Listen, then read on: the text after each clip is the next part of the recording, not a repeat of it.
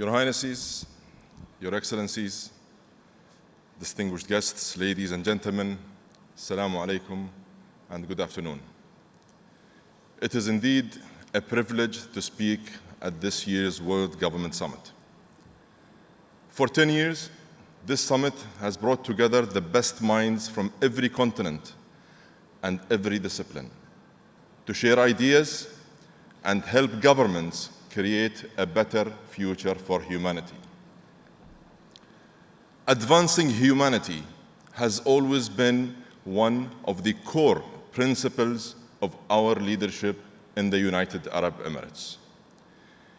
8 years ago, on this same stage, His Highness Sheikh Mohammed bin Zayed Al Nahyan, President of the United Arab Emirates, made a bold prediction about the future when he said, if we make the right investments today, there will come a time when the UAE would celebrate the last barrel of oil.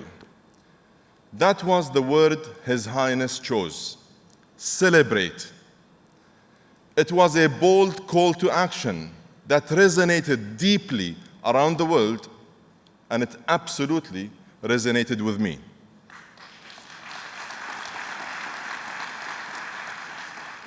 The UAE has always made progress by getting ahead of the future. And the advances we have made in 50 years have been anchored by the principle and practice of true, genuine partnership. We have been blessed with a leadership that invested the wealth of the nation in the health of the nation, balanced economic growth with environmental responsibility, and put climate action at the heart of our development agenda. We are proud to be the host country of the International Renewable Energy Agency.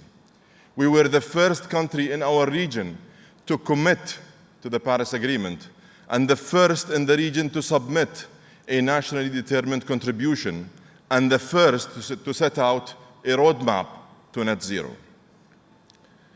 We have chosen to face global challenges head-on, adopting a positive mindset and working on solutions in the pursuit of progress with like-minded partners.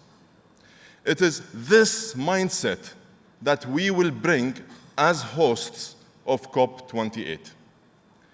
The UAE approaches this task with humility, a clear sense of responsibility, and a great sense of urgency. COP28 will have special significance as it marks the first global stocktake, a comprehensive assessment of progress against the goals and objectives of the Paris Climate Agreement. And we don't need to wait for the stocktake to find out what it will actually say. We already know that we are way off track. The world is playing catch-up when it comes to holding global temperatures down to 1.5 degrees. And the hard reality is that the global emissions must fall 43% by 2030. That's just 7 years away. Ladies and gentlemen, we need a major course correction.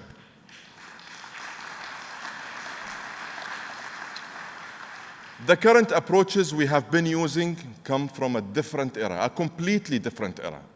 Some are no longer even fit for purpose. And we need to accelerate action at a time of continued economic uncertainty, geopolitical tensions, and pressure on energy security. We have to transform entire industrial systems that still rely and run on the energies of the first industrial revolution. In short, we need to shift from incremental steps to transformational progress across mitigation, adaptation, finance, and loss and damage. On mitigation, we need to triple renewable energy capacity, double hydrogen production, expand nuclear power, improve battery storage, and if we're serious about capturing emissions, we must scale up and commercialize carbon capture technologies. Artificial intelligence is a critical success factor in the way forward. All of this while minimizing the carbon intensity of the energy we use today. We also need to transform our food and agriculture systems that account for 1/3 of global emissions. And one of the most critical enablers to bridge from goals to actually getting it done is capital. In fact, I mean lots of capital. And we must make sure that this capital is available, accessible, and affordable. We need to ramp up investments across every area of decarbonization, and we should view these investments as a true opportunity rather than a burden. In fact, economists estimate that decarbonizing industry, the energy sector, power generation, transportation, and food systems could create an additional $12 trillion in economic value by 2030. Capital is also key to adaptation, where we need to double annual funds to protect the most vulnerable communities, invest in nature-based solutions, preserve our rainforests, and protect biodiversity. And capital is critical to make the Loss and Damage Fund real and operational. And it is the key to a fair deal on climate finance for the Global South. The international community must follow through on pledges made over a decade ago. We need real reform of international financial institutions and multilateral banks to unleash more concessional dollars, lower risk, and attract more private finance for vulnerable communities. Ladies and gentlemen, the COP28 presidency views that addressing the climate challenge represents the greatest opportunity for inclusive growth and prosperity since the first industrial revolution. And the key word here is inclusive. The strategies we pursue must leave no one behind. The policies we adopt must be pro-growth and pro-climate at the same time. We must enable an energy transition that includes the 800 million people who are excluded from access to energy today. And we must urgently address the needs of the 2.6 billion people who have no access whatsoever to clean water. We must eliminate energy and water poverty while keeping 1.5 alive. And we must cater for a world that will be home to an additional 2 billion people by 2050. In short, we need to hold back emissions, not progress. As COP28 President, I will lay out a roadmap for COP28 that is inclusive, and I mean inclusive, results-oriented, and I promise, very far from being business as usual. Working alongside my colleagues, Her Excellency Sham al-Mazrou'i, the Youth Climate Champion, and Her Excellency Razan Limbarak, the High-Level Champion, and the whole COP28 UAE team, we will mobilize every segment of society. We will capitalize on our experience and our network of partners to engage with governments, civil society, youth, and the financial community, and industry, and technology companies. Never before have we been able to use technology to help us scale and level up our innovations to achieve real impact and deliver tangible results. Artificial intelligence is reinventing the relationship between people and machines. It is making industrial processes faster and smarter, and it is making energy much more efficient and much cleaner. we have an unprecedented opportunity to engage the energy industry in a technological revolution that gets us to a climate-positive future. And yes, it is in our common interest to have the energy industry working hand in hand and alongside everyone on the solutions that the world needs today. This is just logical and makes perfect sense.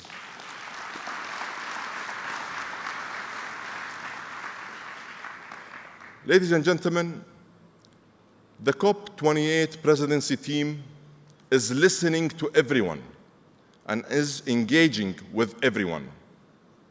Developed countries and the global south, the business community and civil society, academics and engineers, women and youth.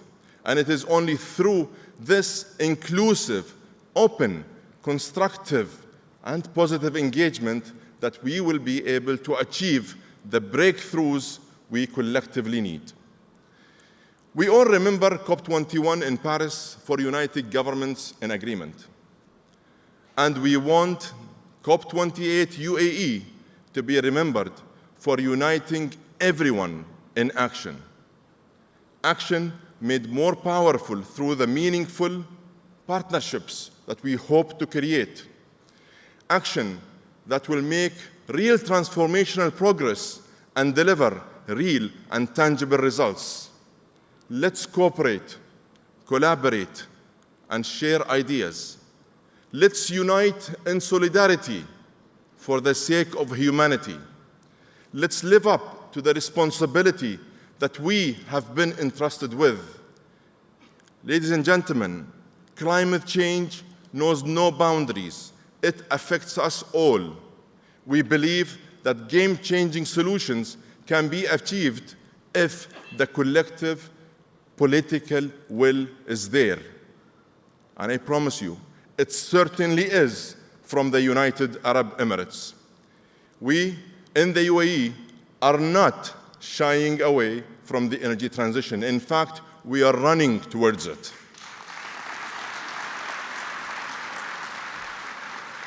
There are moments in history when humanity comes together to fight a common threat.